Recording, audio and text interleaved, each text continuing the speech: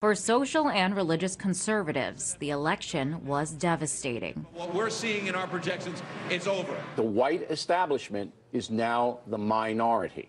But conservatives put up a fight.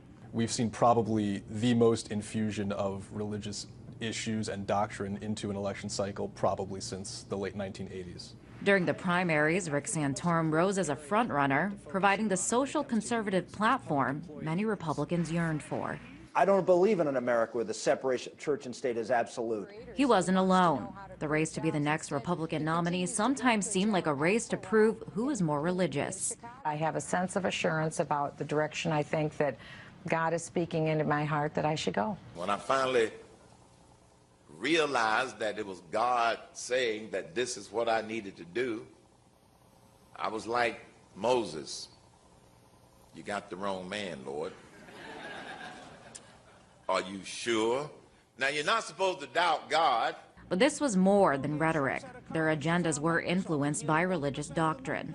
The social issues have really been consumed by a religious agenda, at least for the religious right. I mean, there's no question that they're fighting as hard as they can to get abortion banned and gay marriage banned. 78% of white evangelical Christians went for Romney, according to exit polls. Despite their efforts, historic victories for gay marriage, and 2 states voted to legalize marijuana. Both triumphs for the socially liberal. But not all churches wanted a socially conservative outcome. The Church of the Flying Spaghetti Monster aims to separate church and state. The religious satire has over 200,000 followers on Facebook. It's part of Pastafarianism, and members claim they're touched by his noodly appendage.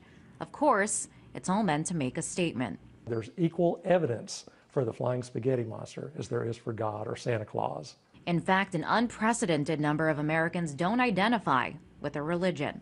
The number of non-believers, or actually people with no religious affiliation, they call them the nuns, is growing rapidly. Recent data from the Pew Research Center shows 1/5 of Americans and 1/3 of adults under 30 have no religious affiliation. That's the highest percentage ever in its polling.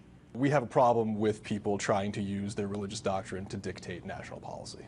Well, this election's results reflect an America that is changing, the demographics shifting, and political candidates no longer need to pin their hopes on winning over the evangelical votes. In Washington, Liz Wall, RT.